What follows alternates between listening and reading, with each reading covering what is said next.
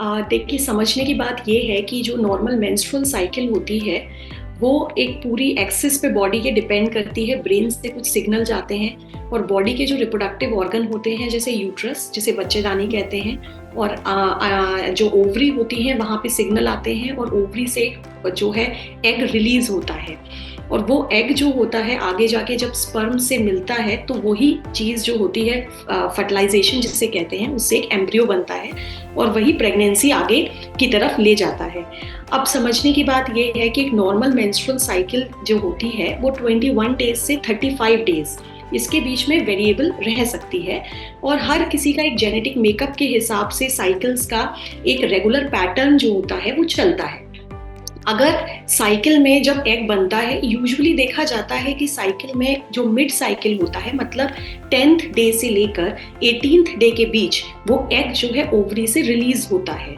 और ऐसे में अगर कोई भी फीमेल और मेल मिलते हैं, तो ऐसे में प्रेगनेंसी होने के चांसेस मैक्सिमम होते हैं, जिसको हम फर्टिलिटी पीरियड भी कहते हैं। और अगर ये साइकिल्स जो होती हैं, अगर किसी में बहुत इरेगुलर होती हैं या साइकिल्स बहुत बढ़ के, जिसे कहते हैं कि प्रोलॉन्ग्ड साइकिल्स कहा जाता है, मान लीजिए वो एवरी मंथ ना आके एवरी 2 मंथ और एवरी 3 मंथ्स आते हैं, या कभी कभी 6 मंथ्स पर भी आते हैं, क्योंकि वो एक पेशेंट, एक फीमेल का एक पैटर्न है, एक हार्मोनल साइकिल जो उसकी बॉडी में चल रही है। तो ऐसे में ये बता पाना एग्जैक्टली कि ओवुलेशन जो एग रिलीज हो रहा है वो किस दिन होगा, मुश्किल हो जाता है। और इसीलिए यूजुअली इन केसेस में कभी इंटरकोर्स ऐसे टाइम पर हो जब वो एग रिलीज हुआ, तो प्रेगनेंसी के चांसेस बढ़ जाते हैं। बेसिकली अनप्रिडिक्टेबल प्रेगनेंसी होने के चांसेस इंक्रीज हो जाते हैं because of that irregular pattern in the cycle.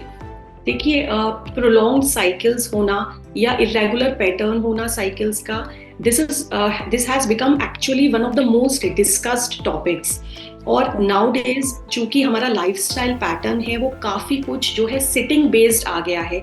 हमारे पास हर चीज की सुविधा, हर चीज के इलेक्ट्रॉनिक्स हैं, हमारी जो फिजिकल एक्टिविटी है, इवन एडोलेसेंट ग्रुप में जब हमारी हार्मोनल एक्सेस जो होती है वो बन रही होती है, उस टाइम पर जब एक एक्टिविटी, फिजिकल एक्टिविटी होनी चाहिए, एक हेल्दी डाइट होनी चाहिए, एक हेल्दी लाइफस्टाइल होना चाहिए, प्रॉपर स्लीप होना चाहिए, एक डायरनल वेरिएशन जो हार्मोन्स का होता है, जब वो गड़बड़ होता है इन सब चीज़ों से, तो ये डिजीजेस एक तरीके से लाइफस्टाइल डिजीजेस के फॉर्म में प्रेजेंट करती हैं।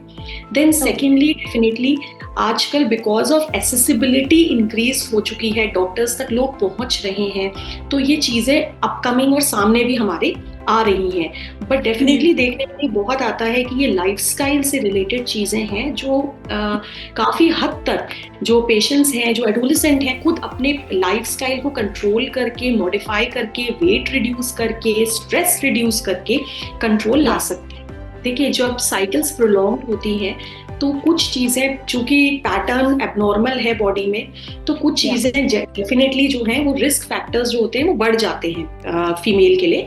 उसमें एक इम्पॉर्टेंट चीज़ है कि जब साइकिल्स इरेगुलर हैं तो ओवुलेशन, जो एग रिलीज हो रहा है ओवरी से, वो टाइमली पैटर्न में नहीं है, जिसकी वजह से फीमेल्स में इनफर्टिलिटी के चांसेस भी देखने को मिलते हैं।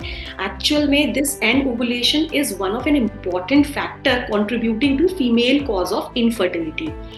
देन सेकेंडली, जब ये पैटर्न इरेगुलर रहता है तो साइकिल्स जो होती हैं वो जब आती हैं तो फीमेल्स को हैवी साइकिल, जो हैवी मेंस्ट्रुअल ब्लीडिंग या मेनोरेजिया जिसे पहले कहते थे, वो पैटर्न जो होता है वो बहुत कॉमनली इंक्रीज होता है। और अगर ये काफ़ी लंबे ड्यूरेशन तक रहे और फीमेल अपने गायनेकोलॉजिस्ट से ना मिले, प्रॉपर ब्लीडिंग पैटर्न को कंट्रोल करने के लिए ना ट्रीटमेंट ले, तो ये फीमेल्स यूजुअली एनीमिक जो होती हैं वो एनीमिया में लैंड अप कर सकती हैं। तो ये एक बहुत बड़ी दिक्कत है।